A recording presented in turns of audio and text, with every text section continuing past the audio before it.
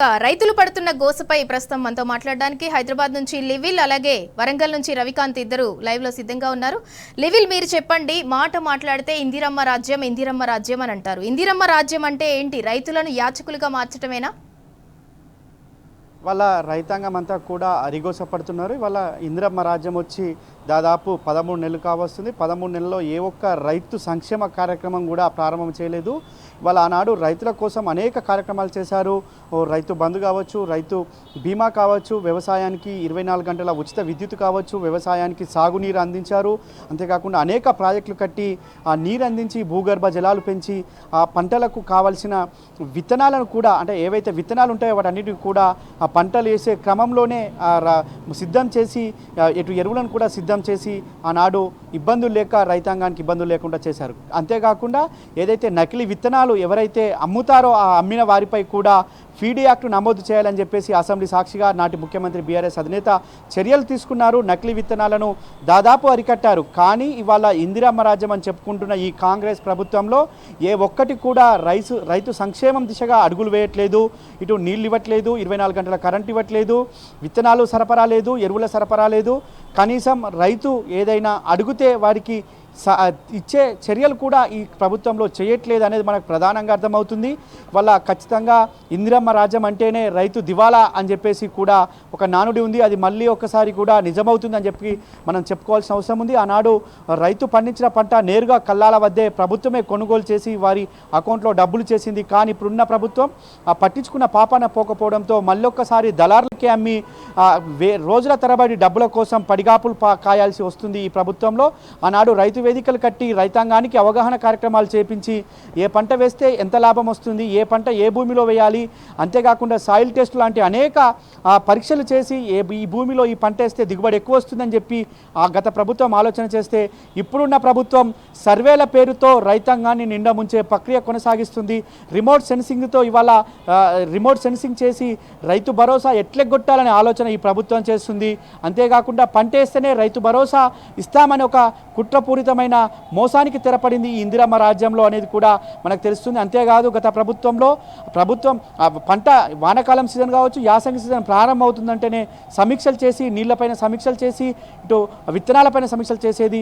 కానీ వాళ్ళ పట్టించుకున్న పాపాన పోకపోవడంతో రైతులంతా కూడా ఆలోచిస్తున్నారు, ఇవాళ మనం పంట వేస్తాం, రేపు సాగునీరు అందుతుందా అందదా, అందకపోతే పంట ఎండిపోతుంది, మరొక్కసారి అరిఘోష పడాల్సి వస్తుంది, పెట్టుబడి కూడా మనకు రాదు, ఎందుకు పంట వేయాలి, ఈ పంట వేస్తే దిగుబడే రాదు, ఈ పంట ఎందుకు వేయాలనే ఆలోచనలో ఇవాళ రైతులంతా ఆలోచిస్తున్నారు. రైతు భరోసా లేదు. వాళ్ళ రైతు భరోసా వేస్తే అప్పులు చేయాల్సిన పరిస్థితి లేదు, అప్పులు చేస్తే పంట పండుతుందా, వారికి అప్పులు ఎలా కట్టాలనే ఆలోచనలో వాళ్ళ రైతులంతా కూడా ఆలోచిస్తున్నారు. అంతేకాకుండా విత్తనాలకు సంబంధించి కూడా ఇవాళ పెద్ద ఎత్తున చర్చ జరుగుతుంది.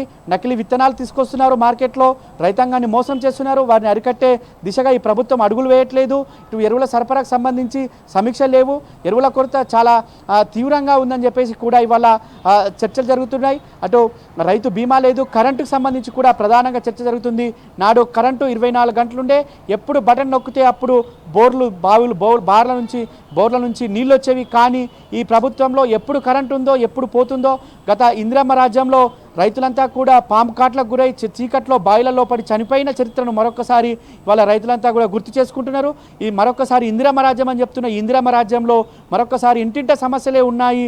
ఖచ్చితంగా ఇవాళ మనం పంట ఎక్కువ వేస్తే కరెంటు రాక ఈ తీవ్ర ఇబ్బందులకు గురి కావాల్సి వస్తుంది. తెల్లందాక కరెంట్ ఇస్తే అక్కడ పోయి పడుకుంటే పాము కాటు గురి కావచ్చు, బావిలో పడవచ్చు, లేదంటే ఇతరత్ర ప్రమాదాలకు గురై రైతు చనిపోయే స్థితికి వచ్చింది. ఎందుకేయాలని ఆలోచిస్తున్న పరిస్థితి ఇవాళ ఈ కాంగ్రెస్ ప్రభుత్వంలో కనిపిస్తుంది. అందుకు రైతులంతా కూడా నాడు సంక్షేమం వైపు ఉంటే ఇవాళ సంక్షోభంలో కూరుకుపోయిన పరిస్థితి కాంగ్రెస్ ప్రభుత్వం ఉందని ప్రధానంగా చర్చ జరుగుతుంది. ఒక విజన్ లేదు, ఒక విజనరీ నాయకుడు లేకపోవడంతోనే ఈ విధంగా ఈ కాంగ్రెస్ ప్రభుత్వంలో రైతులంతా కూడా అరిగోస పడుతున్న పరిస్థితి కనిపిస్తుంది. ఇవాళ ఆనాడు సాగునీటి ప్రాజెక్టులకు రూపకల్పన చేసి ప్రతి గుంటాకి నీళ్ళు ఇచ్చి వ్యవసాయాన్ని ఒక పండుగలాగా చేస్తే ఇవాళ ఉన్న ప్రాజెక్టులను ఎండబెట్టి ఏ ఒక్క ఎకరాకి కూడా నీళ్ళు ఇవ్వకలేదనేది ఇవాళ మనకు ప్రధానంగా అర్థమవుతుంది. అందులో భాగంగానే రైతులంతా కూడా ఏ పంట వేస్తే చేతికి వస్తుందా లేదనే ఆలోచనలో ఇవాళ రైతులంతా కూడా ఆలోచన చేస్తున్నారు. నాడు ఒక రాష్ట్రంలో రైతు సంక్షేమం దిశగా ఉంటే ఇవాళ ఈ ప్రభుత్వంలో రైతు సంక్షోభం దిశగా ఉంది. ఆనాడు కేంద్రంలో అనేక రాష్ట్రాలతో వరి పంట విషయంలో పోటీ పడ్డది తెలంగాణ, నెంబర్ 1 స్థితికి వెళ్ళింది. కానీ ఇవాళ మళ్ళొక్కసారి ఆనాడు ఇందిరమ్మ రాజ్యంలో ఏ విధంగా అయితే దివాలా తీసిందో ఇవాళ మరొకసారి కూడా వ్యవసాయం ఆ విధంగానే దివాలా తీస్తుంది. వ్యవసాయానికి పెట్టుబడి సాయం లేదు, నీళ్లు లేవు, ఇటు ఎరువులు లేవు, విత్తనాలు లేవు అన్న చందంగా ఇవాళ ఈ ప్రభుత్వంలో కనబడుతుంది. కనుక రైతులంతా కూడా మరొకసారి ఆలోచన చేస్తున్నారు.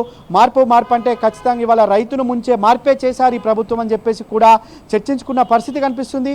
అంతేకాకుండా ఇవాళ రైతులంతా కూడా అనేక ఇబ్బందులు ఉన్న ప్రభుత్వం వారిపైన చర్యలు వారికి సంబంధించిన వాటిపైన సమీక్షలు కూడా చేయని పరిస్థితిలో ఉంది. ఇవాళ రుణమాఫీ లేదు, రైతు బోనస్ పూర్తిగా బక్వాస్ అయిపోయిన స్థితిగా ఇవాళ రైతులంతా ఆలోచిస్తున్నారు. అన్ని మాయ మాటలే చెప్తారు తప్ప చేతలు లేవు అనేది కూడా ఇవాళ రైతులంతా ఆలోచన చేస్తున్నట్లు కూడా మనకు ప్రధానంగా అర్థమవుతుంది. అందులో భాగంగానే ఇవాళ వ్యవసాయం చేయాలంటే ఈ ఇందిరమ్మ రాజ్యంలో ఆలోచన చేయాల్సి వస్తుంది. వ్యవసాయం చేయాలంటే ఏదైతే పెట్టుబడి సాయం కోసం అప్పులు చేయాల్సి వస్తుంది. వాళ్ళ వ్యవసాయం చేయాలంటే నకిలీ విత్తనాల బెడదతో ఆలోచించాల్సిన పరిస్థితి ఏర్పడిందని చెప్పేసి కూడా వాళ్ళ రైతులంతా కూడా ఆలోచిస్తున్న పరిస్థితి కనిపిస్తుంది. నాడు రైతు సంక్షేమం స్వర్ణయుగం అయితే ఇవాళ నాడు రైతు సంక్షేమం దిశగా అడుగులేస్తున్నది మనకు ప్రధానంగా అర్థమవుతుంది. సింధూర.